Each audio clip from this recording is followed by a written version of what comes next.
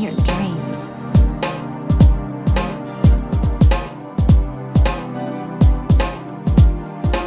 It's been a while since I did Genshin leaks, but anyways, Skirk has been leaked by Sela Leaks. Skirk's kit is going to be pretty similar to Mavica's, but way more restrictive. Skirk is going to need Hydro and Cryo characters in the party. Skirk's elemental skill has this mechanic that you need to stack up called the Serpent's Cunning. When you press Skirk's elemental skill, you gain 45 of Serpent's Cunning, and you'll enter this state called the sevenfold flash mode, which does sound pretty cool. If you press the skill instead, you still get 45 of the Serpent's Cunning, and she will enter this rapid movement state. It doesn't seem to have a cool name like sevenfold flash mode. During this specific state, she will gain damage to interruption resistance, and she can exit out of it by using the elemental skill again. Whether you press or hold her skill is going to be pretty important with her rotations, in my opinion, because her burst will have a different effect if you enter the sevenfold flash mode when you just press Skirk's elemental skill. Skirk's burst does not consume energy whatsoever, which makes sense since the new artifact basically requires you to have 0 energy, but instead her burst will consume the Serpent Cunning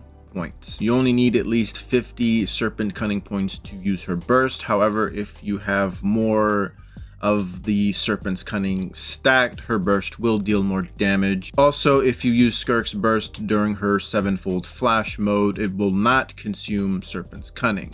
When Skirk uses her burst while she's in the sevenfold flash state, she enters this thing called the Withering state. Normal attacks will basically get a huge boost during this mode, and if she absorbs any phantom rifts during this state, her normal attacks will even get a further boost. Now to explain the more restrictive part of Skirk's kit, and that fact that she's basically locked behind Hydro and Cryo characters. Any of Skirk's party members trigger Freeze, Superconduct, Cryo Swirl, or Cryo Crystallize, Phantom Rift will be created near the enemy. 3 of these Phantom Rifts can be created by Skirk alone, and she can absorb them. She can do this by using a charge attack while she's in the sevenfold flash mode, or she uses her burst while she's in the sevenfold flash mode. So the sevenfold flash mode does seem pretty important. It seems that you want to be in that state as often as you can, although you can also absorb them by holding Skirk's elemental skill instead, and each phantom rift that she absorbs will give her 8 Serpent's Cunning. Another passive that Skirk has involves Cryo and Hydro characters. Whenever any of these characters deal damage, Skirk will gain a stack of Styx Severance, which will last for 20 seconds. Each of the Cryo or Hydro characters in the party can provide 1 stack for Skirk. So that's basically a total of 3 max stacks. What these stacks do is that they will increase the damage of Skirk's normal attacks while she's in the sevenfold flash mode,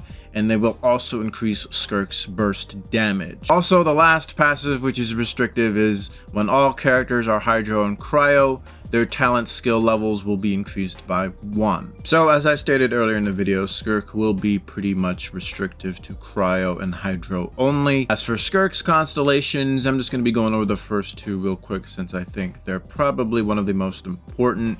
At C1, whenever Skirk absorbs a Phantom Rift, Skirk will summon a random crystal blade that will strike nearby enemies, dealing cryo damage equal to 500% of Skirk's attack. This is considered charged attack damage, so basically whenever Skirk absorbs a Phantom Rift, she basically deals more damage. And at C2, whenever Skirk uses her elemental skill, she will get an additional 12 of Serpent's Cunning. Instead of getting 45 of Serpent's Cunning, she will be getting 57 instead. Also, Skirk's elemental burst will be enhanced, and also her normal attack damage will be increased by 60% if she's in the sevenfold flash mode. So the classic C2 is looking as good as usual. Classic HoYoverse move right there. Anyways, as I said earlier, Skirk is kind of similar to like any of the Night Soul characters, but instead of Night Soul, it's basically Skirk's own mechanic instead. I do believe you're going to be using the sevenfold flash mode most of the time. I feel like that might be like her the best way to use her elemental skill is to make sure you enter the 7-fold flash mode, because this mode does seem pretty good. She gets enhanced basic attacks, she deals more damage, she uses her burst, she enters the withering state, and the withering state will basically increase her normal attack. Skirk is going to be locked with cryo and hydro characters, unfortunately, so if you're not a fan of these two elements, then I think Skirk could be an easy skip. I don't know how well she'll perform outside of these teams. It might be copium at best. We do have some pretty good cryo and hydro characters anyway. Like, we got Farina, who's one of the best hydro characters in the game. We got Shenhe, who finally has a time to shine, since Shenhe does boost cryo damage, and you know, she'll basically work pretty well with Skirk. We also got Escoffier coming up as well, so you know, Skirk's best team is pretty fucking expensive. I do think that's going to be her best teams, in my opinion anyways. Low cost team for Skirk would probably be Xingqiu, Charlotte, and Dahlia maybe. Dahlia is a new 4-star hydro character. He's basically a hydro shielder that increases movement and attack speed. I'm not going to go over him too much because he's a dude, I don't care. I don't know how strong Skirk will be. I do think she will be pretty strong. She will be the strongest cryo DPS, so she's got that going for her. That's basically about it. Let me know what you guys think about Skirk in the comments section below, and I will see you guys later. Bye bye now. Come again soon.